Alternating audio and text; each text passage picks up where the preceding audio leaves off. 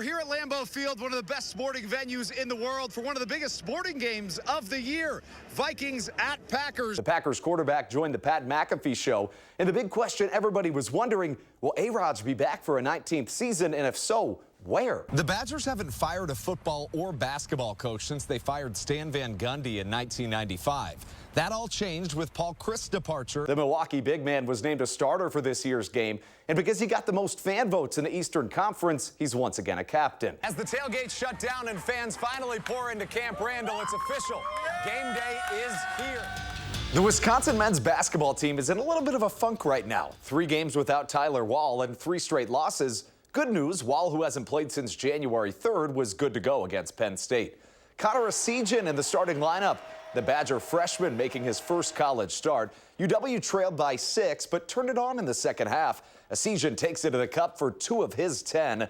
Badgers on top. Then later, Wall picking up where he left off. He dials one in from deep. Those are 3 of his 10 points on the night. None other than Big Steve, though, made the biggest contribution. 21 points and 11 boards for Steven Crowell. He was just a bully down low. 4 Badgers finished in double digits.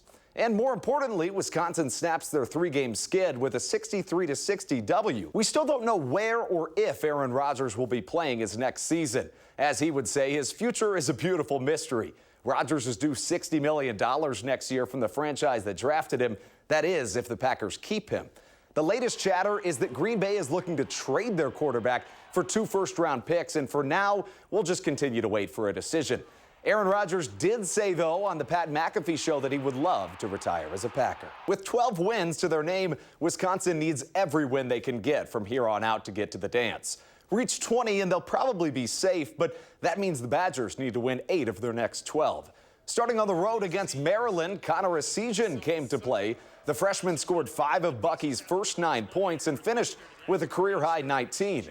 The Badgers, though, trailed by 4 at the break. Tyler Wall doing his best to bring them back in the second half. He gets 3 the old-fashioned way. When it comes to Eric Feinstein, everybody knows one thing. He is the ultimate hockey dad. And he was the loudest dad in the stands. He had his video camera at every game. He was so proud of his kids. Let's go! You'd always hear, like, you walk into the rink and he's fired up. Let's go! Just like this.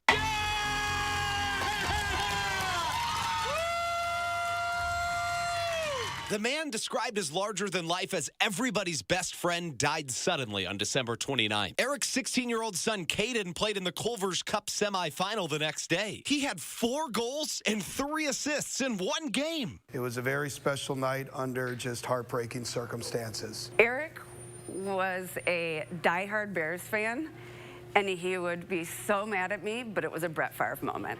It was like when Brett Favre came out, played the game after his dad passed away. I think Eric was there. At that game, and at Eric's 13-year-old son Carson's game the next day, bitter rivals came together for something bigger than sports. For a man bigger than life. And all the families were here, and the Memorial team and West team came together, and everyone had green on. We had a mom from Memorial handing out Spartan sweatshirts. I put one on. I graduated from West, and the only person I would wear one for is Eric. The entire Memorial and West teams came to both Caden and Carson's games in the days following their father's death. Losing someone with so much life is painful, but remembering Eric leaves a smile on your face. He made everybody feel special. He made everybody feel important. And he laughed with everyone. I don't know a time that I was with him that we didn't laugh. In Madison, Andrew Bandstra, News 3 Now. J.J. Watt announced on Tuesday that he's retiring from football at the end of the year. One of the greatest Badgers to ever play had a long road to the top, though. After his freshman year of college, he gave up a scholarship at Central Michigan to walk on at Wisconsin, his home school. I think he worked for Pizza Hut or Papa John's delivering pizzas. Just to pay for his first semester. Brendan Kelly was right there with him on the defensive line. He says the weight of Pewaukee was on JJ's shoulders, but nothing was stopping him. It's not just a coincidence that the Badgers ended up going to 3 Rose Bowls, having a lot of successful years, winning Big Ten titles and stuff like that. As he burst onto the scene as one of the nation's best players, some would get a big ego, not JJ. He wasn't just trying to say, this is all for me. He was a true teammate. He wanted the best for what was for the team. And a lot of the time, the best thing for the team was JJ doing what JJ does, because he's a playmaker. He's a phenomenal athlete. He single-handedly raised the bar for Wisconsin football. Brendan says that passion multiplied in the locker room and has exponential impacts on the program to this day.